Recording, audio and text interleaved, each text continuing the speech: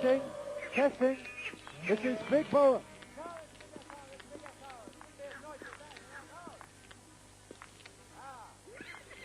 Testing. This is Big Bull. Big Bull out there, boy. Testing, testing. Paging the outside world on internal radio labyrinth. Testing, testing. Once upon a time there was. This is the last transmission. Repeat, this is the final speech. If you're out there, listener, catch this on cassette. Lay it down so it can't get up. This is Big Bull's last testament. I am a bastard. I'm the purest bastard on 2 or 4 legs. And I'll tell you why. I am the offspring of misery and guilt. The symbol of humankind's knotted desires. The lust that must be locked away in a deep and dusty labyrinth. The unacceptable face of truth. My mother was a nympho. This is no opinion, this is a fact. And I don't want no sneers or sniggers, because that's a perfectly reasonable thing to be. My mother was a nympho. Her problem was, she felt guilty about it. Men weren't a great deal of use to her, and her disdain for them put her in a great position of respect with the forward-thinking women of the city. God damn it, that echo in here is so big, so loud on me. Have to repair a little bit gentler. Come into the labyrinth. Shut the fucking door. Men weren't good enough because her head had been turned by a bull. A magnificent bull that should have been sacrificed by her husband, King Minos. But it was too beautiful to sacrifice. She pined for the bull. She lusted for the bull. She craved the bull. She drooled for the bull. But could her secret desires be fulfilled in the public eye? No. And why? Well, the men would be shamed. The women would be stunned. So guilt picks up the thread and weaves a coffin out of truth. Dark desires cannot be locked away.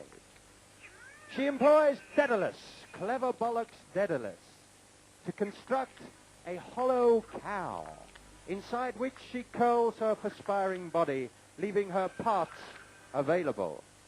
The wooden cow is placed in the bull's pen, and the bull, who has no constraining apprehensions whatsoever, mounts the toy. My mother finds relief, but in time finds something else.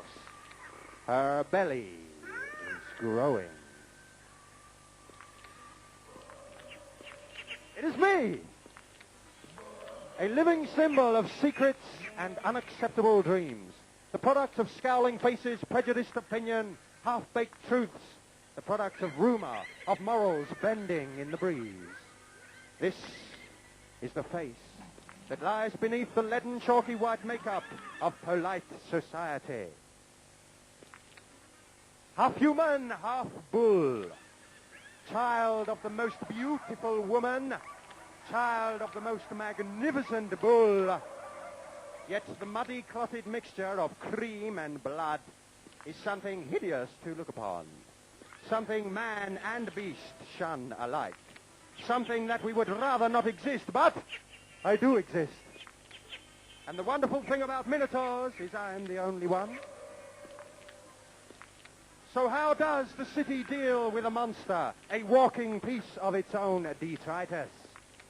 It wraps it in a blanket of ignorance, tells it nothing, and hides it away in a labyrinth. A labyrinth also designed by clever bollocks Daedalus. Wisdom serving whoever pays best. The city sends out press releases depicting how terrifying and dangerous the monster is. Gives out rumor and nicknames. Jewboy, nigger, fag, dyke, spastic, half-caste, headcase, old age pensioner. The city allows no communications and begins to believe its own horror stories. Each year, in my case, they patronize my monstrous image by sending 12 of the city's youth down here to be devoured by me. Devoured by me. Well, nowadays I prefer a cup of tea, actually, but never mind. The reality of the situation is that 5 years ago, a student, an EF student, was sent down here, and he smuggled in a CB as an aid to his escape. I made a deal with that EF student. I would spare his life in exchange for this CB radio if he showed me how to use it. I remember his face when he heard me speak. He was amazed. A talking bull? Good God, man. We actually became friends after he recovered from his shock.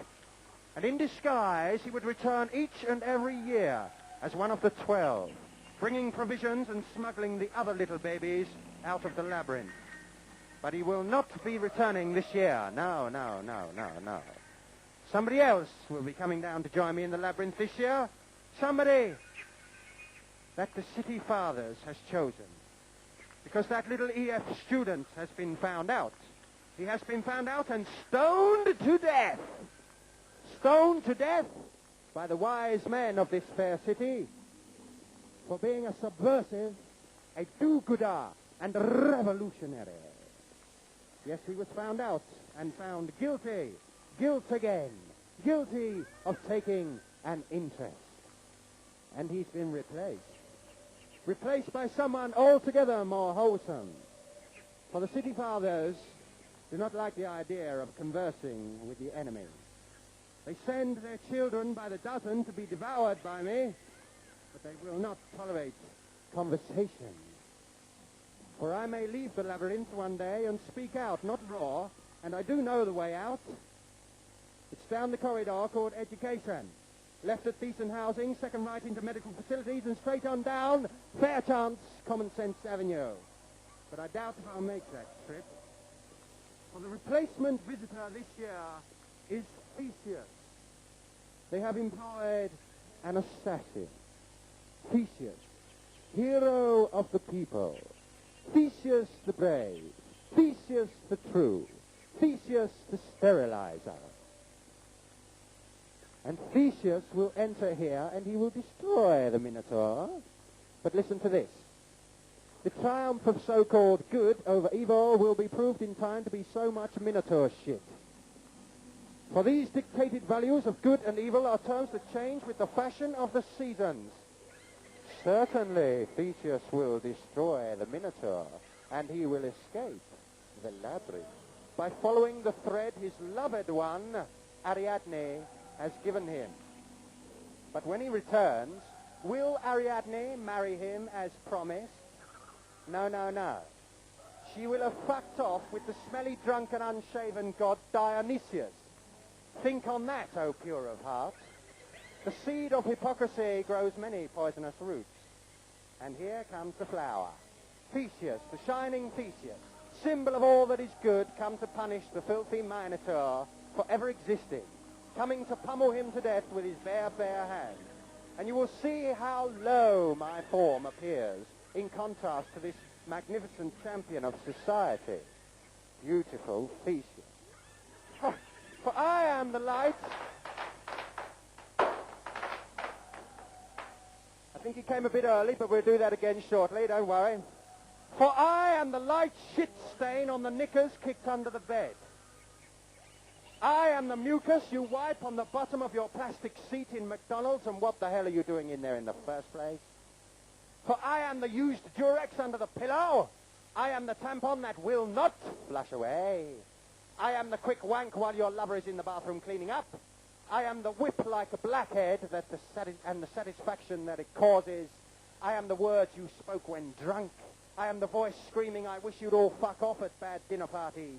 For I am the eggs that have to be cracked to make the omelette. For I am the blustering fool that would rather make mistakes than make nothing. For I am the buzzsaw that gets the job done but leaves ragged edges. For I am nothing to be guilty about. I am the enemy of guilt. I am the Minotaur. And now enter Theseus without the fireworks. Woo! Theseus, would you mind answering this questionnaire? Are you Theseus? Are you the hero of the people? Are you politically right on, whatever the politics are? Do you change your opinions to suit your peers? Do you stand up for all injustices so long as they're in fashion? Do you avoid the subject of sex because it's a dodgy subject? Do you deny yourself all burning desires? Are you totally self-effacing and full of humility? Is it true that you don't you don't smoke, you don't drink, you don't laugh, you don't eat meat, you don't bruise vegetables, you don't mention women, you don't stroke animals, you don't hurt flies, you don't vote for any political party or have any opinion about fucking anything, whatever in the world?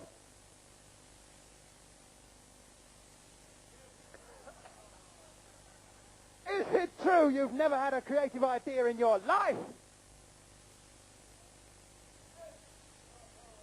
Is it true that you're so plastic you were made in Hong Kong?